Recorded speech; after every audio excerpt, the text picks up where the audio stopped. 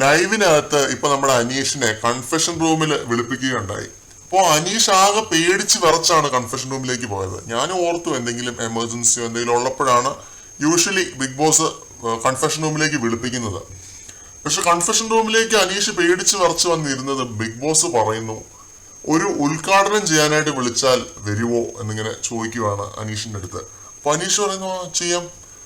ഇത് മറ്റൊന്നുമല്ല, ഉദ്ഘാടനം ചെയ്യാനായിട്ട് പറയുന്നത് ഈ സീസണിന്റെ മാത്രം സവിശേഷതയായിട്ടുള്ള ചെരിഞ്ഞ ജയിലാണ്.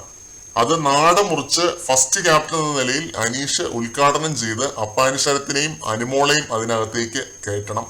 പിന്നെ ഈ സീസണില് ജയിലിന് വാഷ്റൂം ഉണ്ടായിരിക്കുന്നതല്ല.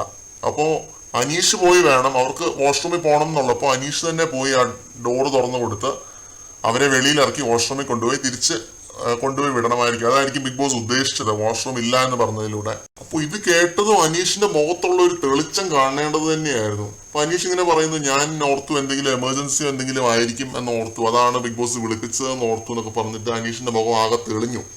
ഇതിനു പിന്നെ അനീഷ് ചോദിക്കുന്നുണ്ട്, എനിക്ക് എൻ്റെ കയ്യിൽ തന്നെയല്ലേ ഇപ്പോഴും അധികാരം. ഷാനവാസ് എന്ന് വെച്ചാൽ ക്യാപ്റ്റനായി കേട്ടോ, ക്യാപ്റ്റൻസി ടാസ്ക് ഷാനവാസ് ജയിച്ചു, ഷാനവാസ് ക്യാപ്റ്റനായി.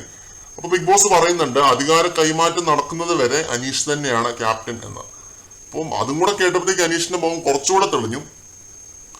കൂടുതൽ ലൈവ് അപ്ഡേറ്റുകളുമായിട്ട് നമുക്ക് വീണ്ടും